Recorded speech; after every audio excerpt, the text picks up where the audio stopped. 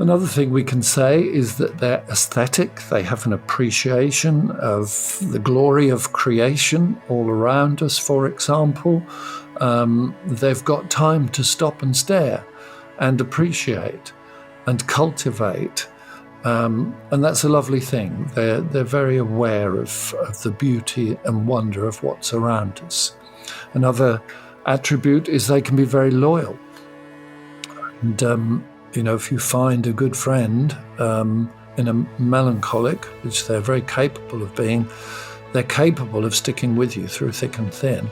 Welcome back to Grow Your Dreams podcast with me, Shaylin Fair, where I am creating content here for you to help you grow. It's either insightful, encouraging, or inspiring. And this episode is going to be all of those things for you to help you understand your temperament. Carl Jung said, looking outwards has got to be turned into looking into oneself. Discovering yourself provides you with all you are, were meant to be, and all you are living from and for. Socrates said, know thyself. So in this episode and in this 5-part series of the temperament theory, this is the second episode, and we're looking at the introvert temperament, which is the melancholic. I chose to do this one first because I'm a deeply introvert melancholic temperament. I also have extrovert, but today we are looking purely at the melancholic. This is from a conversation I had with John Sparks, who has been using the temperament theory to help people in his 50 years of counseling, helping the person to understand themselves using the temperament theory and how he can practically help them using the understanding of the temperament theory. I said temperament theory a lot of times there. I'm going to say it one more time. The Greek physician Hippocrates developed the 4 temperaments theory as a medical theory, looking at the person's mood, emotions, and behaviors and how they affected the person physically. So this, according to my research, is one of the oldest ways in which people have understood themselves. There's lots of different theories out there, all really great and helpful, but I really like the 4 temperament theory just because it's really simple, practical, and just kind of gets straight to the point. So I'm definitely not perfect, but knowing the temperament theory and knowing my own temperament, the attributes, the weaknesses, the strengths, has really helped me. I'm still growing, and I hope this information is going to help you grow too. So shall we start with the 2 introvert temperaments? I'll let you go ahead, John, and explain what those are. Okay, so the first one we'll take is called the melancholic. It sounds a bit of a negative name, and it doesn't mean they're miserable all the time. It's just the name that Hippocrates gave this particular temperament years ago, and it's stuck. It's come into our English language, so we'll stick with it. And I'm going to paint a negative and then hopefully a very positive picture of what the melancholic can be like. And the key to which way they use those ingredients, if you think back to our first session and the jigsaw pieces in the floor puzzles, the way that they use each individual ingredient is going to determine whether we see the best of the melancholic or whether we see that somewhat negative side. So that's absolutely key. And the key as to which way it all comes out is down to how secure that person is. I would say ultimately we find our security in our relationship with God through Jesus Christ.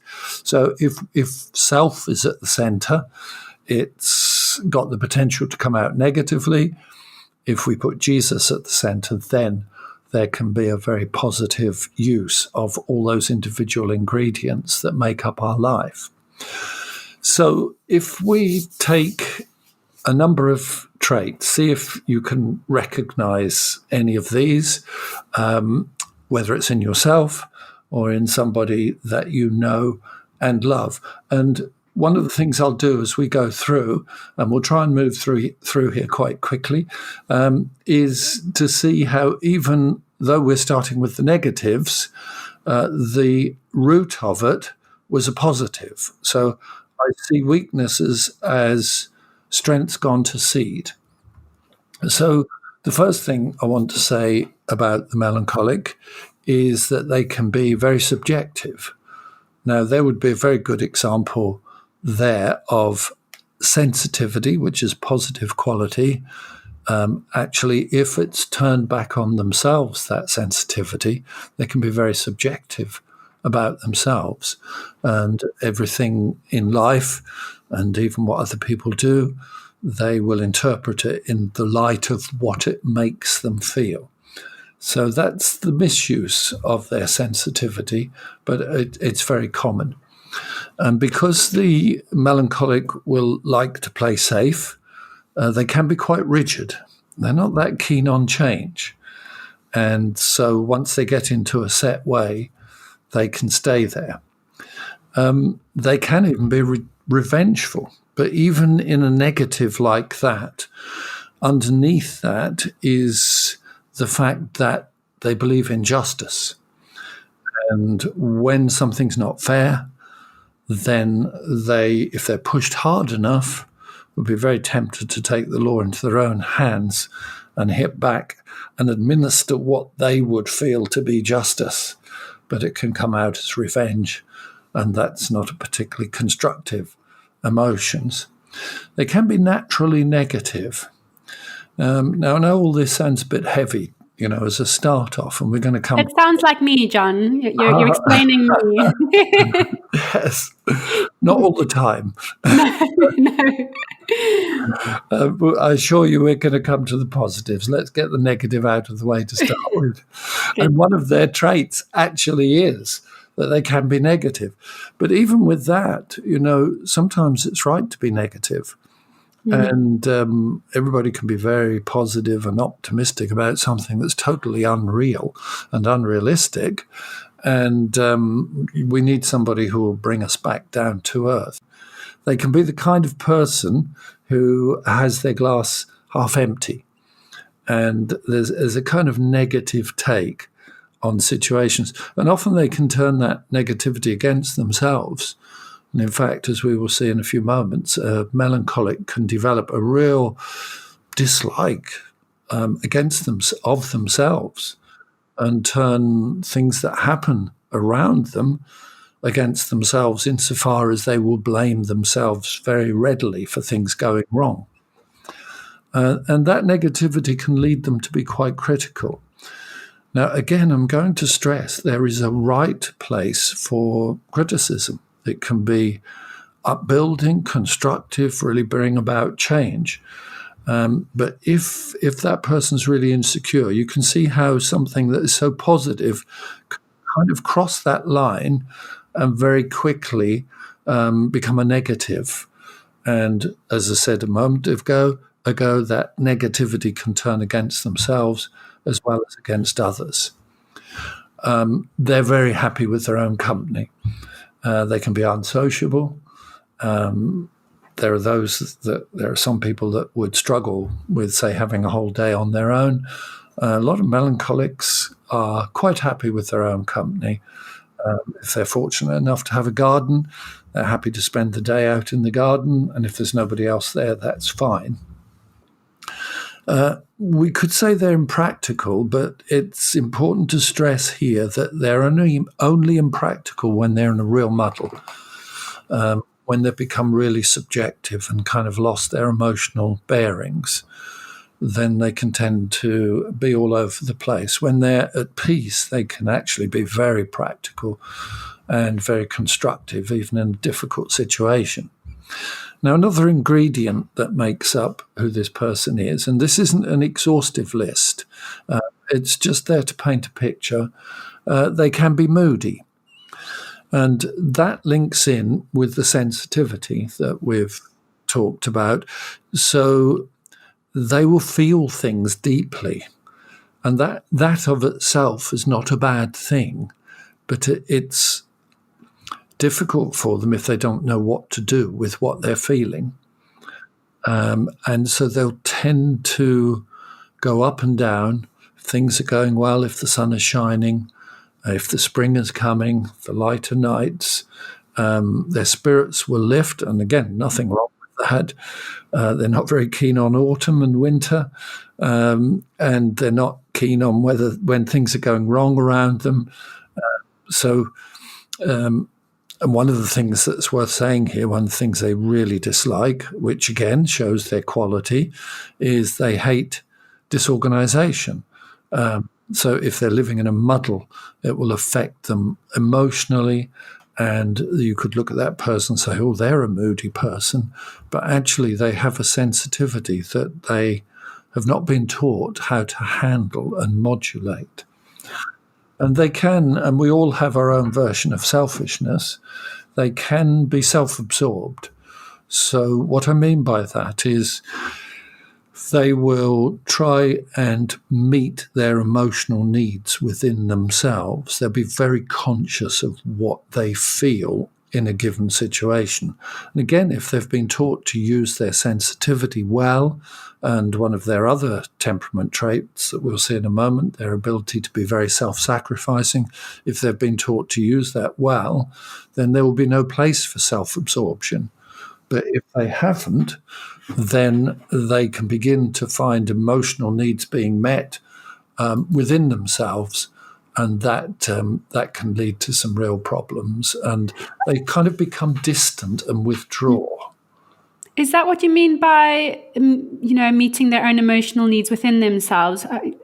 Can you flesh that out a little bit? I'm not quite sure I fully understand that. Yes. So, for example, if a child's brought up in a family, let's say there are some real sporting siblings, and the child may not be particularly sporty, but they might like sport, but for whatever reason, that may not be their particular strength.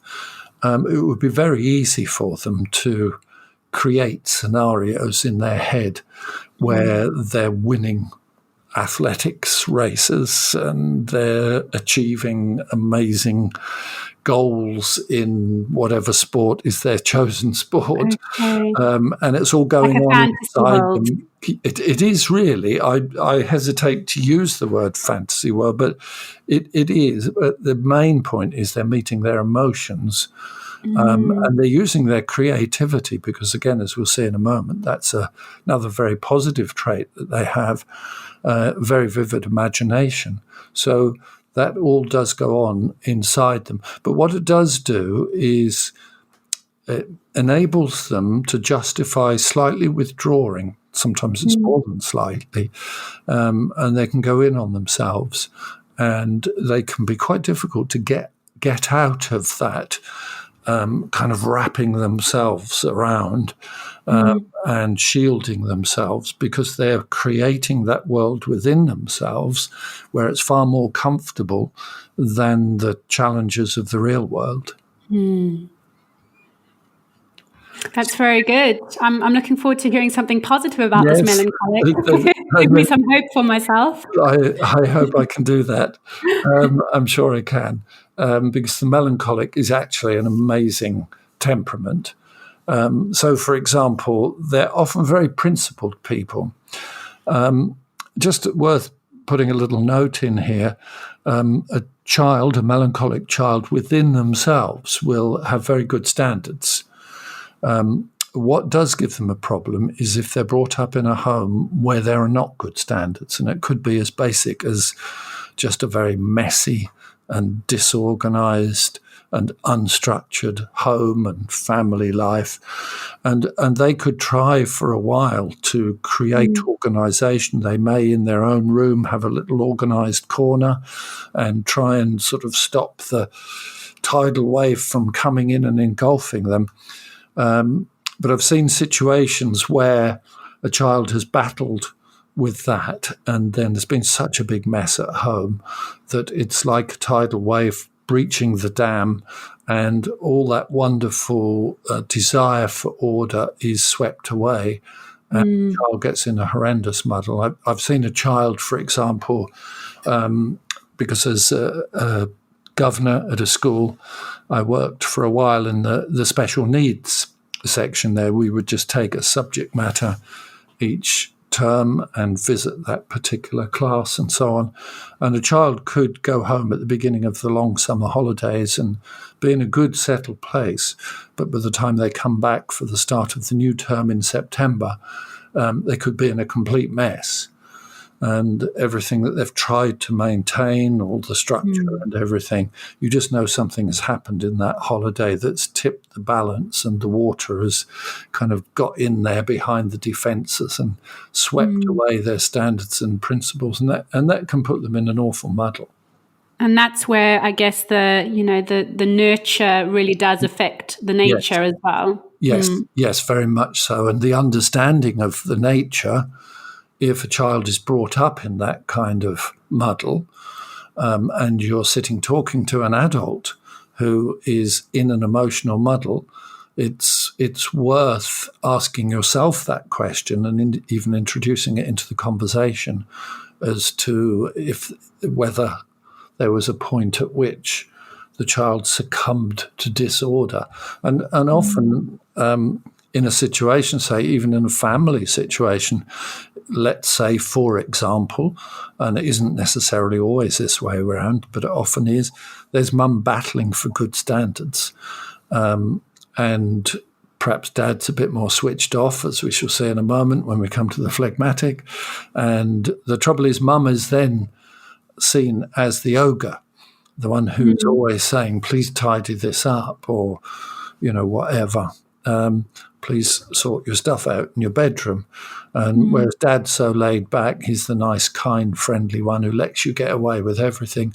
And that kind of thing, which is a quality in that mother who is a melancholic, and maybe there is one child in there who's also got the same temperament, would recognize that quality, but there may be others who just moan and groan at mum, and mum, if she's a melancholic, can end up feeling bad for being the ogre.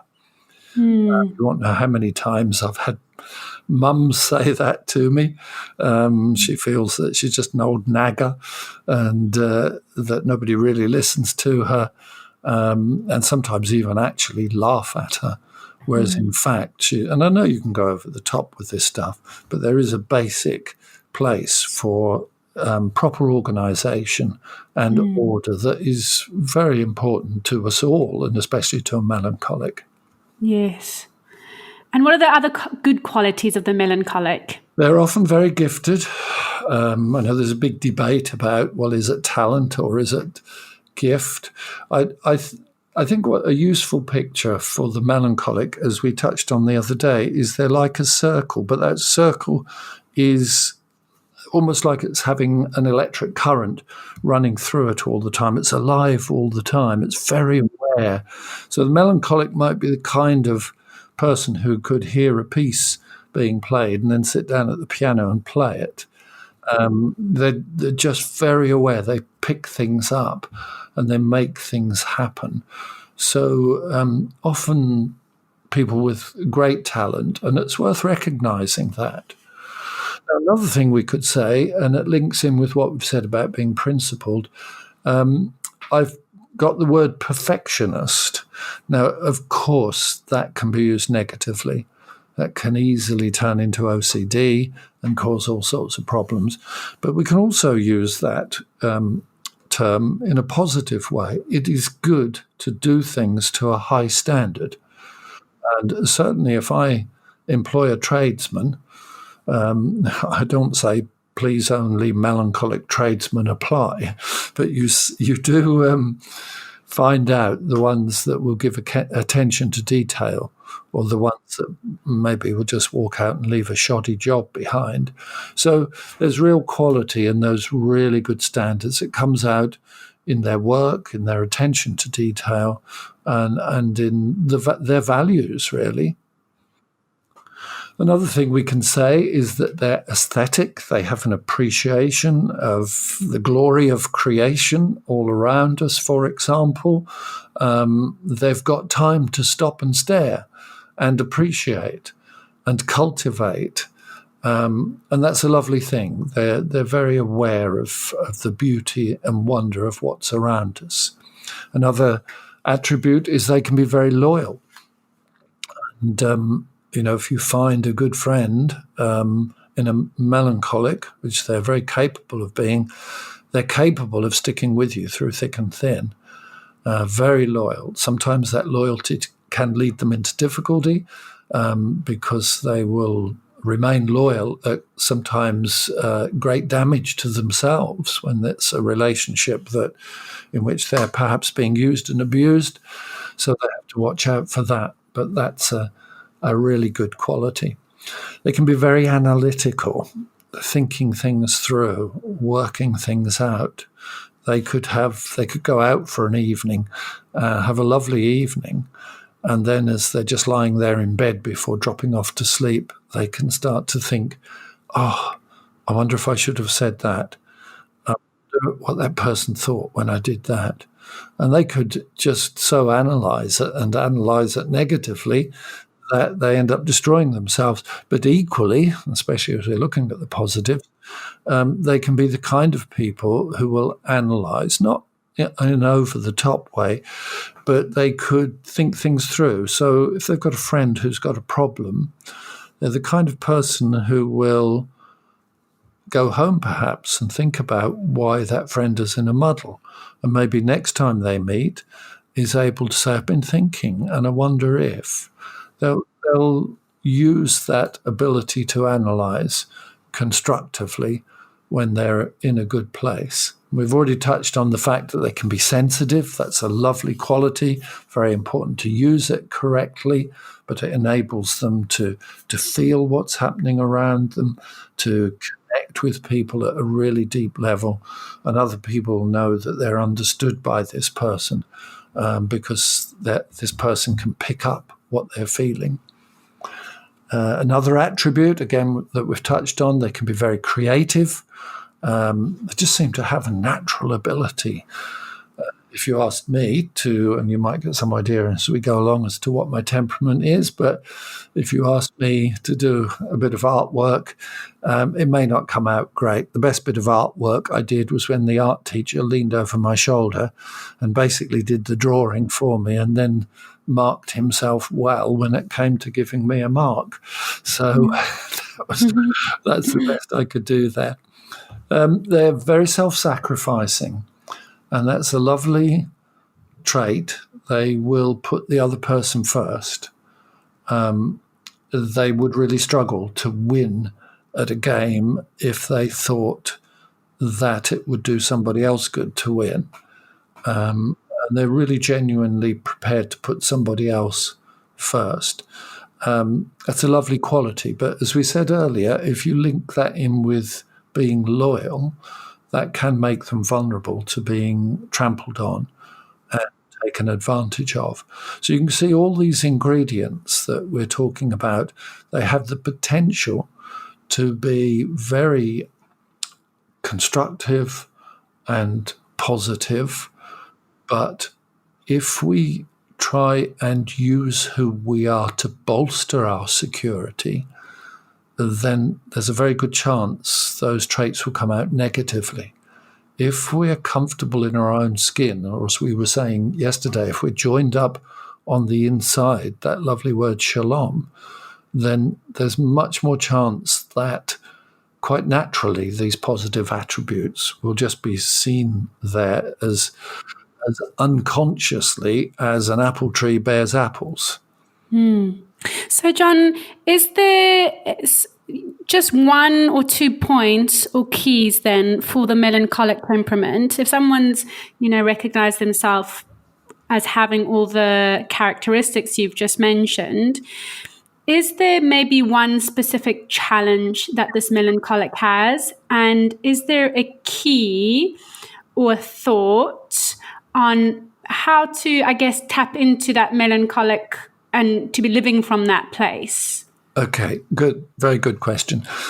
I'm going to give you 4 very quick points that will help answer that. First one is, what really matters to a melancholic is that question, how much am I worth? I think all of us are born into this world with a question mark over us. And the question for the melancholic is exactly that. What am I worth? And it's very important that they discover very quickly that they have incredible worth. And you remember we talked about the 3 S's yesterday, and this is where that first year comes in. I'm loved because I'm here.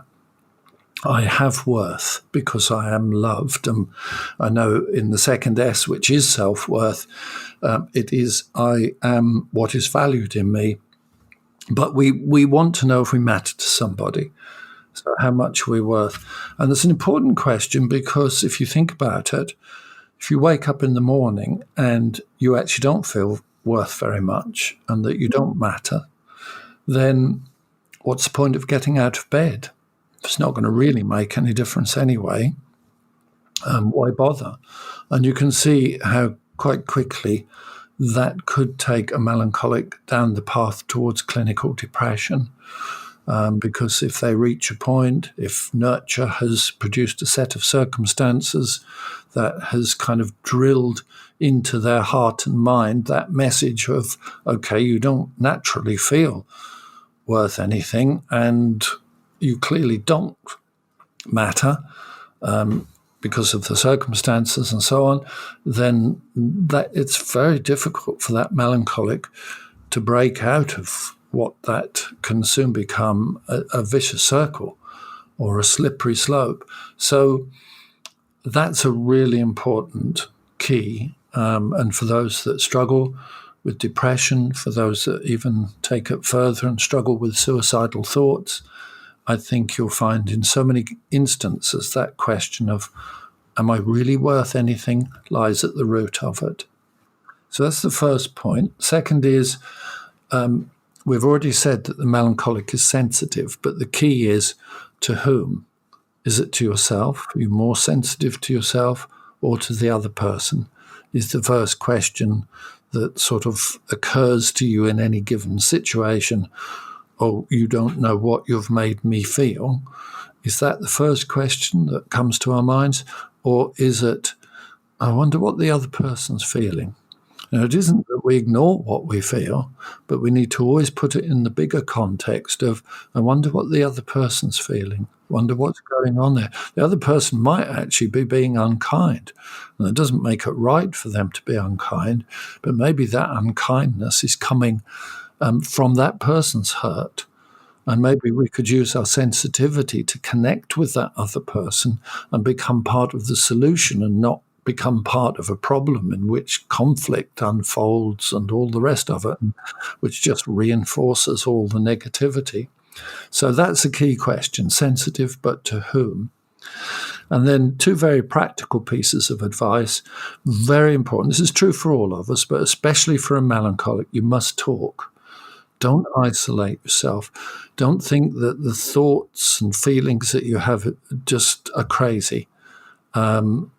Everybody thinks at some point in their life, oh, if anybody knew what I've just thought or whatever, they'd lock me up somewhere. You're going to have to take the risk. Share with somebody who will understand you, but don't isolate yourself. That's the dangerous bit. Okay, and finally on this, to use your creativity. All right, if you are in a big muddle, start to create a bit of order. It may be in a tiny bit of a room, maybe just tidying one desk. That is creative. It may be that you many years ago started to play an instrument. Why not go back to that instrument? Maybe that you need to decorate a room. Get the paint out, make a start. You must use the creativity that is within you, and you'll be surprised at the disproportionate positive effect that it can have on you. It can get you talking, it can get you engaging, it can get you looking outwards, but use your creativity. I can 100% relate with that, because I know that when I feel like I'm in a bit of a emotional muddle, or my thoughts are just going on that downward spiral, that just like you said, just to literally clear a space and make it organized is helpful. And even more so is to actually engage with my creative side, whether it's painting or picking up an instrument, it can just make such a difference. Yeah. And I think maybe a part of that as well is it takes you, outside of yourself, because as being a melancholic, you can become so subjective. Yes. But it just helps you step away from that. Yes, And definitely. yes, bring some objectivity in.